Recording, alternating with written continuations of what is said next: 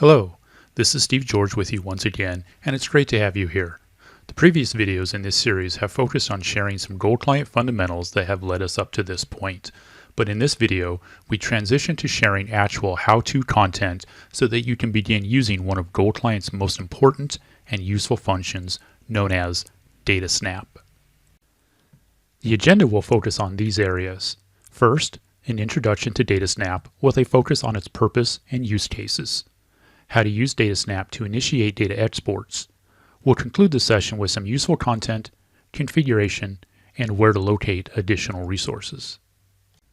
Data Snap is a vital part of the larger Gold Client component known as Data Echo. It is one of only two Gold Client functions that can be used to initiate a data export. Data Snap is likely to be the most frequently used function within Gold Client, and a key reason why is because of its ease of use. Its targeted user group is that of data experts, those users who typically have a functional or perhaps a developmental job role. Data Snap has two principal purposes: to enable users to initiate data exports and to create data scenarios.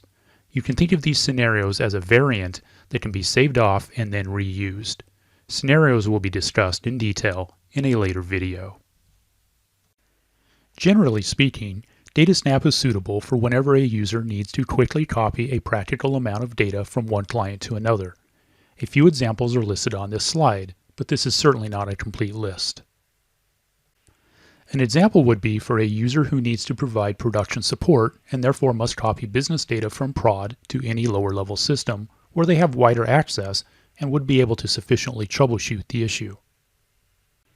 Another example would be for a developer that is writing a new program and needs real data in their dev system to perform meaningful testing against their code. One more example would be when a team needs to deploy user training and wants to use business data from production because they feel the training is more effective. There are a few basic steps that need to be performed to use the Data Snap function. The function must be selected from the main Gold Client screen. The user must input, whether by typing or by searching, the data type they want to use as the basis of the data export. Once the user is on the Data Snap screen, they are required to input a description and their selection criteria. They can then execute the process. Let's now walk through this process using the Gold Client user interface. To reach the Gold Client solution, use T-code ZGOLD, Z-G-O-L-D. From the Gold Client screen, select the Data Snap function. I'm going to input data type SD sales documents.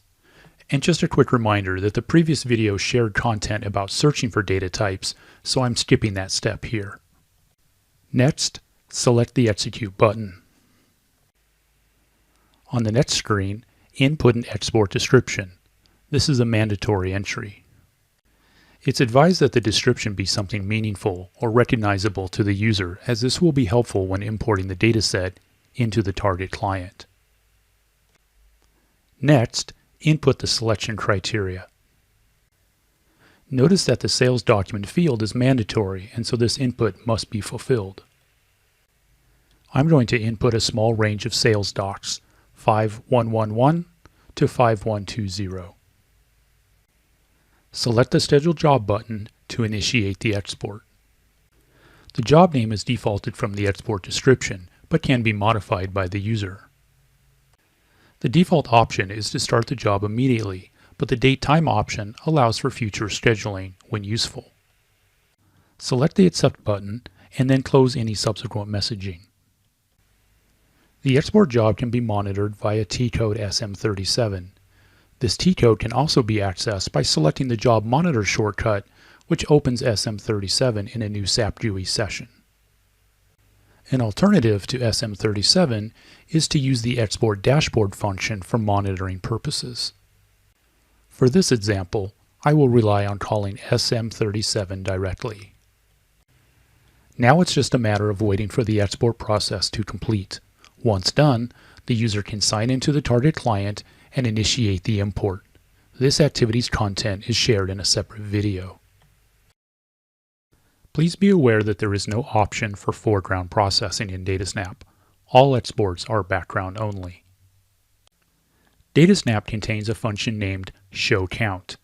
This states the selection criteria and qualifies it to determine how many records are found in the database, as this may be useful information prior to exporting the dataset. Although this step is optional, it is recommended. The parallel processing option allows the user to initiate their export using multiple jobs versus just one, which is useful for accelerating the completion of the export, particularly for larger datasets. Please be aware that Gold Client has configuration that will dictate the maximum number of jobs that can be initiated. The selection criteria fields for DataSnap are configurable. Gold Client is delivered with many data types already having some of this config defined by default, but there are some which are delivered without it. This slide shows two captures where the configuration on the right defines those fields on the left, which appear on the DataSnap screen.